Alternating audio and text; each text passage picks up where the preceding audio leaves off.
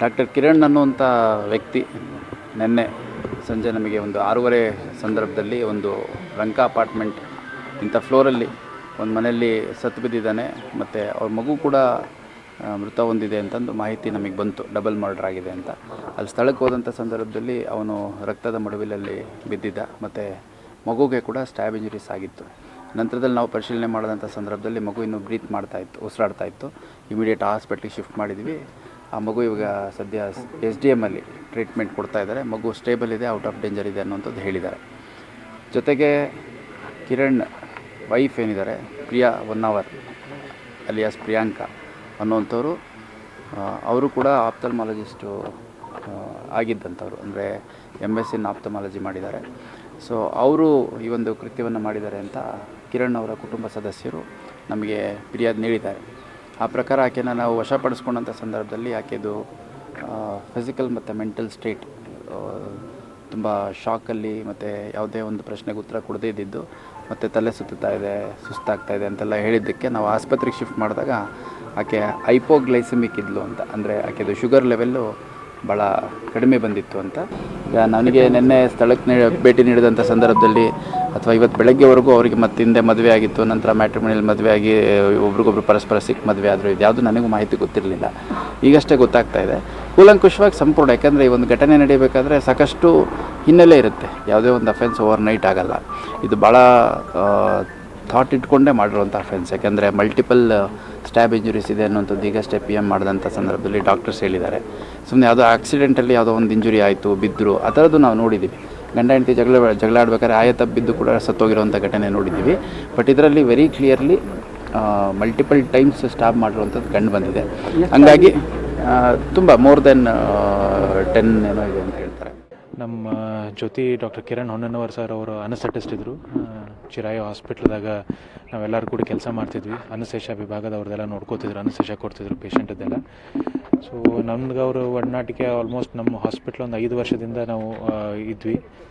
ಯಾವುದೇ ಕೇಸ್ ಆಗಲಿ, ಯಾವುದೇ ಒಂದು ಸರ್ಜರಿ ಆಗಿ ಇದು ಆಗೋದಾಗಲಿ, ಅನಸ್ತೇಷಿಯಾ ಕೊಡೋದಾಗಲಿ ಭಾಳ ಒಂದು ಸೂಕ್ಷ್ಮತೆಯಿಂದ ಒಂಥರ ವೆರಿ ಪೇಷಂಟ್ ಓರಿಯೆಂಟೆಡ್, ಅಷ್ಟ ಎಲ್ಲಕ್ಕಿಂತ ಏನು ಬೆಸ್ಟ್ ಆಗ್ತದೆಲ್ಲ ಮಾಡಿ ಪೇಷಂಟ್ ಆರಾಮ ಮಾಡೋಣ ಅಂತ ಒಂದು ರೀತಿಯಿಂದ ಮನೋಭಾವನೆಯಿಂದ ಇದ್ರು ಸರ್.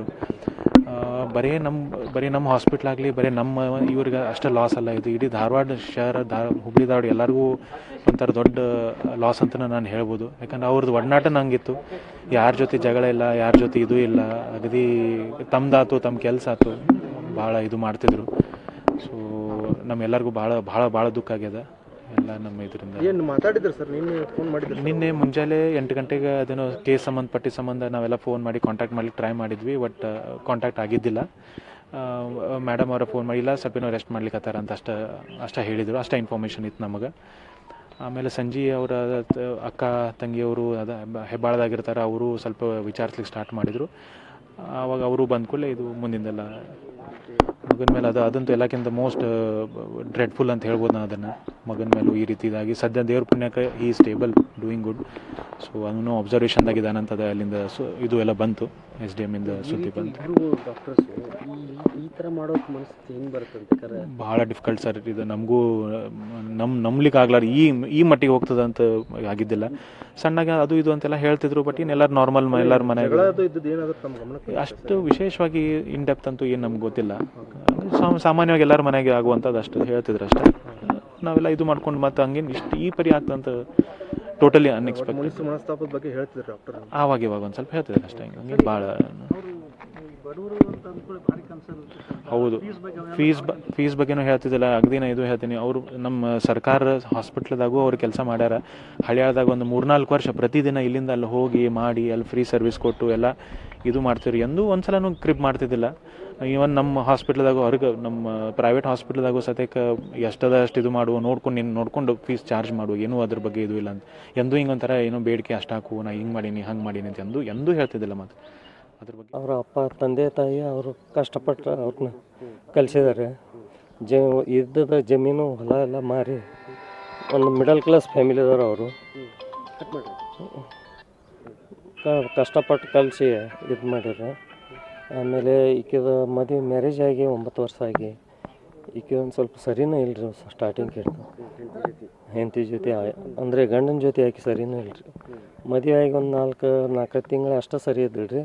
ಆಮೇಲೆ ನಂತರ ಏನೋ ಕಿರಿಕಿರಿ ಚಾಲೂನೇ ಇತ್ತು ರೀ ಆಕೆ. ನಿಮ್ಗೆ ಗೊತ್ತಿತ್ತಾ ಇದೆ? ಹಾಂ, ನಮ್ಗೆ ಗೊತ್ತಿತ್ತು. ಆಗನವ್ರು ಆಮೇಲೆ ಹೇಳಿದ್ರಿ ನಮಗೆ ಸರ್ಗಳ ಇದಕ್ಕೆ ಹೋಗಿದ್ದಾರೆ ಅಂತ ಹೇಳ್ತೀರಿ. ಯಾವುದಕ್ಕೆ ರೀ? ಕೇಸಿಗೆ ಹೋಗಿದ್ದಾರೆ ಅಂತ ನಮಗೆ ಡೌಟ್ ಬಂದ ಇಲ್ಲಿ ಬಂದು ನೋಡಿಸ್ರಿ ಇದೆಲ್ಲ. ಫ್ಯಾಮಿಲಿ ಕಿರಣ್ ಅವ್ರ ಫ್ಯಾಮಿಲಿ ಭಾಳ ಬಡತನದಿಂದ ಬಂದಂಥ ಫ್ಯಾಮಿಲಿ. ಹಾಂ, ಒಂದು ಮಿಡಲ್ ಕ್ಲಾಸ್ ರೀ, ಒಂದು ಒಳ್ಳೆ ಮಿಡಲ್ ಕ್ಲಾಸ್ ಫ್ಯಾಮಿಲಿ ರೀ. ಮತ್ತು ಆಮೇಲೆ ಒಂದು 3 ಎಕರೆ ಜಮೀನು ಇತ್ತು ರೀ, ಅದೆಲ್ಲ ಮಾರಿ ಅವನು ಎಲ್ಲ ಶಾಲೆ ಕಲಿಸಿರು, ಓದಿಸಿರು. ಅವನು ಒಂದೆತ್ತೆ ಹಿಡ್ಕೊಂಡು MD ಅನೆಸ್ತೀಸಿ ಅವರಿಗೆ ₹1 ಡೊನೇಷನ್ ಇಲ್ಲ ರೀ, ಎಲ್ಲ ಗೌರ್ಮೆಂಟ್ ಸೀಟ್.